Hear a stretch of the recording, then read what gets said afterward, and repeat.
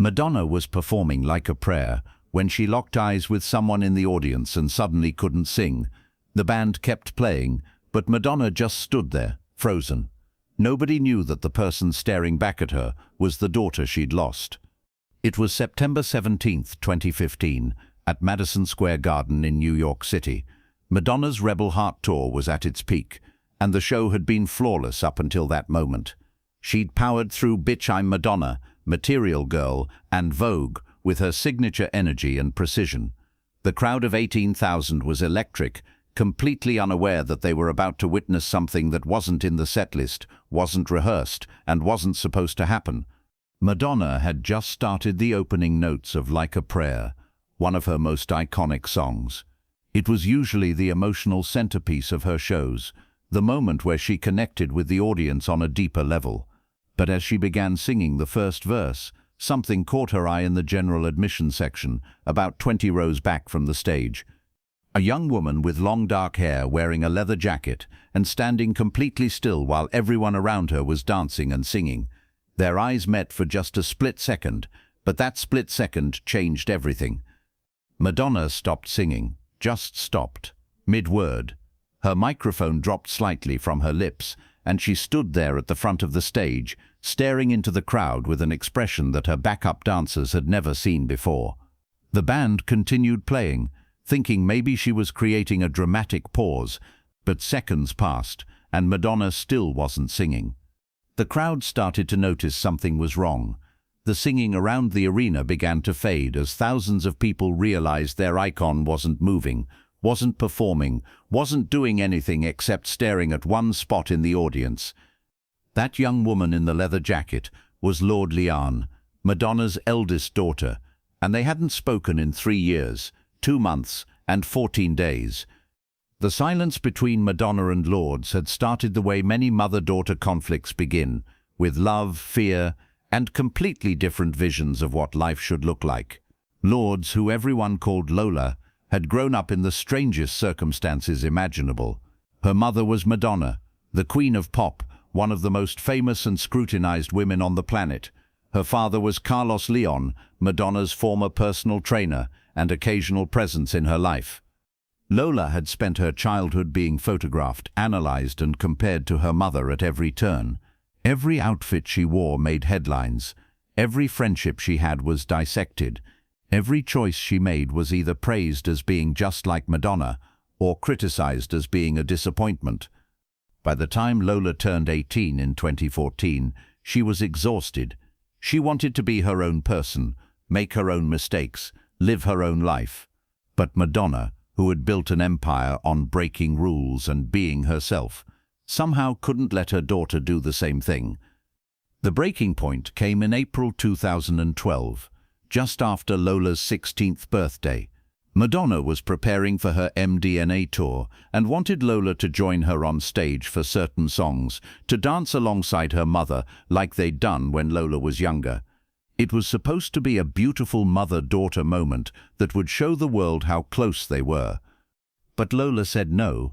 She didn't want to be on stage. She didn't want to be part of the show. She wanted to be a regular teenager, going to regular parties, making regular mistakes without cameras documenting everything. Madonna didn't understand. She'd given Lola everything: the best education, exposure to art and culture, opportunities most people could only dream of. In Madonna's mind, joining her on stage was a gift, a chance to share something special. To Lola, it felt like a cage, a golden, glittering cage, but a cage nonetheless. The argument that followed was devastating.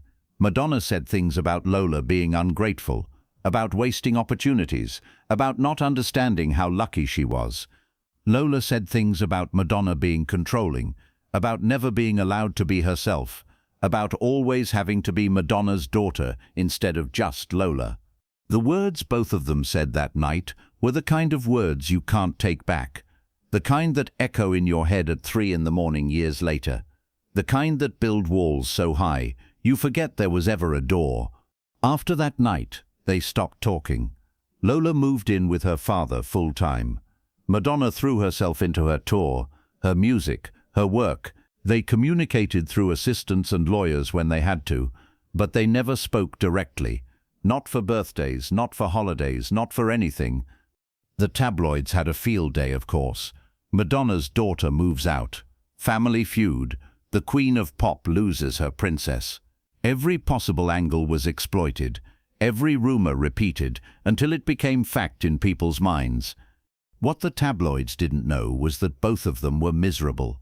Madonna would sometimes stand outside Lola's father's apartment building late at night, just to see if she could catch a glimpse of her daughter through a window. She never knocked. She never called. She just stood there, usually wearing sunglasses even though it was dark, trying to feel close to the child she'd pushed away. Lola, meanwhile, would scroll through old photos of herself and her mother on her phone, back when things were simpler, back when she was little, and would fall asleep on her mum's lap during long flights, back when Madonna would sing her to sleep with La Isla Bonita in terrible Spanish, back when being Madonna's daughter felt like magic instead of a prison sentence. But pride is a powerful thing. Neither of them knew how to be the first one to reach out. Neither of them knew what to say, so they said nothing, and the silence stretched from months into years. By September 2015, it had been 3 years. Lola was 19 years old, trying to figure out who she was without the constant presence of her mother. She was taking classes at LaGuardia High School of Performing Arts, ironically studying dance and drama. She was dating, making friends, living in a small apartment her father helped her pay for. And she was miserable. Successful, independent, and absolutely miserable. Because no matter how much you fight with your mother, no matter how angry you are, there's a part of you that always wants her to be proud of you, always wants her to see who you've become, always wants her to say, "I'm sorry," or "I love you," or just "I see you." Lola's best friend Jasmine knew about the Madonna situation. Everyone in New York knew, of course, but Jasmine actually knew the real story, not the tabloid version. She'd been there for the crying sessions, the angry rants, the moments when Lola would say, "I don't even care anymore," and they'd both know it was a lie. When Jasmine's boyfriend surprised her with tickets to Madonna's Rebel Heart tour at Madison Square Garden, Jasmine's first instinct was to not tell Lola. But then she thought about it differently. She thought about how Lola would watch Madonna's performances on YouTube when she thought no one was looking. How Lola still had every album her mother had ever made. How Lola would sometimes wear this old Blonde Ambition tour t-shirt to bed that was way too big for her because it smelled like her childhood. "Come with us," Jasmine had said, 3 days before the concert. "Absolutely not," Lola replied immediately. "When's the last time you saw her perform live? Not on a screen, live." Lola was quiet for a long time. The truth was, the last time she'd seen her mother perform live was before the fight, before the silence, before everything broke. "It'll destroy me," Lola finally said. Maybe, Jasmine agreed, or maybe it's time to let something break. So that's how Lourdes Leon ended up standing in the general admission section of Madison Square Garden on September 17th, 2015, wearing her leather jacket like armor, watching her mother perform for 18,000 people who loved her. For the first hour of the concert, Lola kept herself together. She sang along quietly. She watched her mother command the stage with that specific kind of magic that only Madonna possessed. She felt proud and heartbroken and angry and 1,000 other emotions all at once. Then, like a prayer, started. Lola's song. The song Madonna used to sing to her when she was little, changing the lyrics to be about Lola instead of God. The song that played at Lola's 8th birthday party. The song that meant mother and daughter in a way that nothing else did. Lola stopped dancing. She just stood there, letting the memories wash over her. And that's when Madonna looked directly at her. The recognition was instant. Even with thousands of faces in the crowd, even with the stage lights in her eyes, Madonna knew her own daughter. She knew the way Lola stood, the tilt of her head, the exact expression she wore when she was trying not to cry. Madonna stopped singing because her throat had closed up, because seeing her daughter after 3 years of silence felt like someone had reached into her chest and squeezed her heart. The band kept playing for maybe 15 more seconds before the musical director realized something was genuinely wrong and signaled for them to stop. The entire arena fell silent, 18,000 people holding their breath. Madonna's hands were shaking. She brought the microphone back up to her lips, and when she spoke, her voice cracked in a way her fans had never heard before. "I need everyone to bear with me for a moment," she said. "There's someone in the audience I haven't seen in a very long time." The spotlight operators, confused but responsive, began scanning the crowd, trying to figure out where Madonna was looking. Lola felt her stomach drop. This was too public, too exposed, too everything she'd been trying to avoid for 3 years. But she didn't move. She couldn't move. She just stood there staring at her mother as the spotlight finally found her and lit her up like a target. The crowd gasped. Some people recognized Lola immediately. Others just understood they were witnessing something intimate and important. "Lola?" Madonna said, and the name echoed through the massive arena. "Baby, I—" Lola's face was streaming with tears now. She shook her head, not trusting her voice. "I've wanted to call you every single day for 3 years," Madonna continued, and now she was crying too, her mascara running, not caring who was watching or filming. "Every single day. But I didn't know how. I didn't know what to say." People in the crowd were crying now too. This wasn't a performance. This was a mother and daughter breaking apart and coming together simultaneously in front of thousands of strangers. "I said things that night that I can never take back," Madonna said. "Things that a mother should never say to her daughter. And I am so sorry." Lola was openly sobbing now. Jasmine was holding her up, keeping her standing.